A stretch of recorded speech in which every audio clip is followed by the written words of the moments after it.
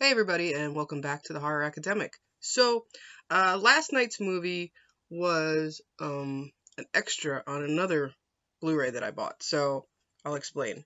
There's this kind of cult classic, The Town That Dreaded Sundown. I've been a fan of this film for a long time because it had a couple of claims to fame.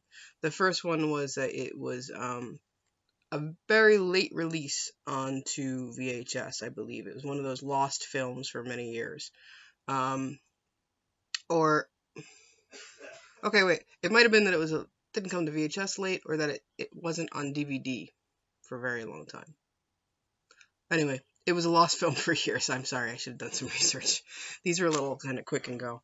But here's the deal: is that it is notorious for being a kind of a true crime film, grassroots made, and it's a killer and a sackhead. So there's the rumor that it influenced Friday 13th 2, although the Friday 2 people say they never saw it, they just heard about whatever.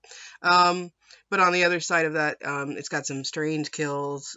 Even though it's true crime, like it's based on real events that happened in the city of Texarkana, and it was filmed in the city of Texarkana, which is a little weird. And weirder than that, they have a film screening of it every year in the park that most of the murders happened in. Weird stuff. But there's one killing that takes place with like a slide trombone. That's this movie's claim to fame. Sackhead and slide trombone killing. I don't know. It's a weird movie. But the thing is that the guy who made this movie, Charles B. Pierce, also made another movie, which is itty bitty little poster right there. Boop, boop, boop, right there. So this is the Evictors. Town That Dreaded Sundown came out in 77. The Evictors came out in 79. I'm assuming Town That Dreaded Sundown was a bit of a cult classic right away because he was able to scare up quite a cast. Looking at the people who star in this film, you have Vic Morrow of Humanoids from the Deep, which I recently reviewed or helped discuss on GargantuCast. Michael Parks from Django Unchained. Interesting. And Jessica Harper from Suspiria, Phantom of the Paradise, Shock Treatment. I love Jessica Harper. So anyway, Jessica Harper is a pretty big name in horror. Vic Morrow, he's done a lot of stuff. Michael Parks, a lot of stuff.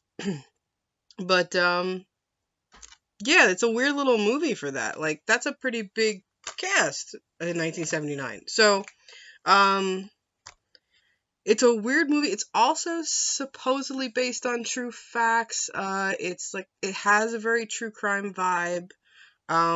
Just like Town That Dreaded Sundown, it feels less like a movie you would see in a drive-in and more like a TV movie at times. It's very slow and plotting.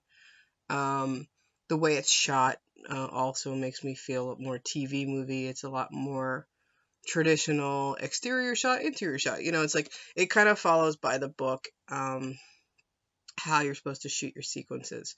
He's not the most artistic or stylish of directors. He's a little bit more kind of utilitarian about it. So, okay, so it kind of starts out, you're thinking it might be a haunted house film. It starts out in, I believe it's 1928 or 24. I don't know. Some of the dates get a little jumbled because there's a lot of dates in this movie.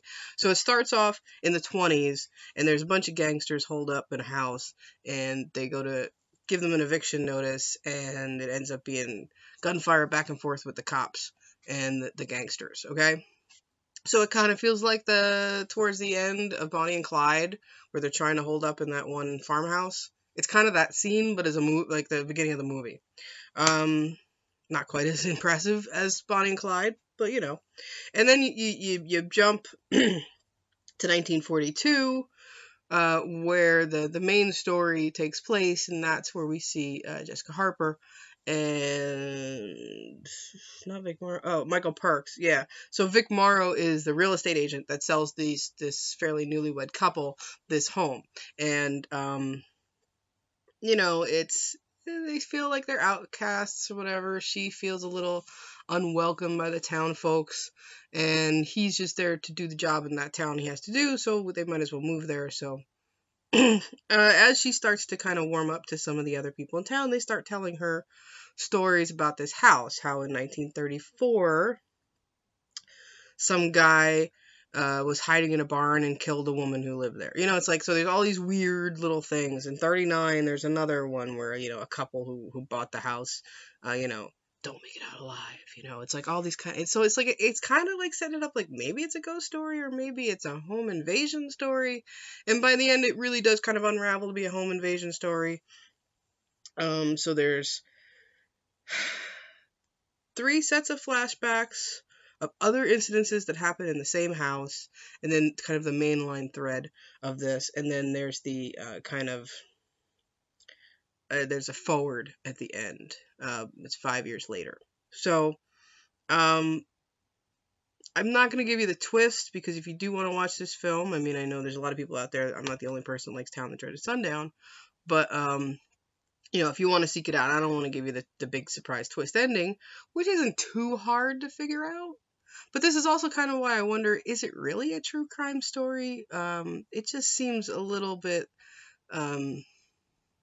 more like a community full of gossip story for a house than an actual true crime story. All that to say, it's not a bad little movie. It just is slow, and it's got a build, like a slow build effect, right? It's got that really powerfully, like, whoa, whoa, whoa, gunfire, and then it slides down and slowly ramps back up like a really long roller coaster. But wasn't bad. It's pretty cool. Good little story.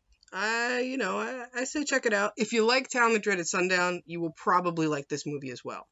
If Town That Dreaded Sundown was a little rough for you, then maybe skip this one, because it's not as much of a horror movie, where it's more of a almost a mystery whodunit kind of. I don't know if maybe not whodunit, but it's definitely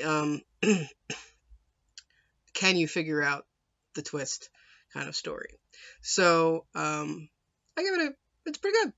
I didn't mind it. I was glad it came with my my special edition Blu-ray.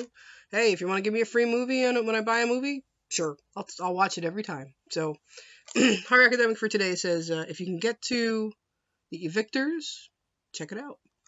Quick show notes. I do not have work tomorrow because of Good Friday. And since my family, we celebrate both Passover and Easter, I'm also taking Monday off so that I have time to celebrate both. So no show on Friday or Monday. So I'll see you guys back here on Tuesday. Have a great weekend. And if you celebrate, have a good holiday. Bye.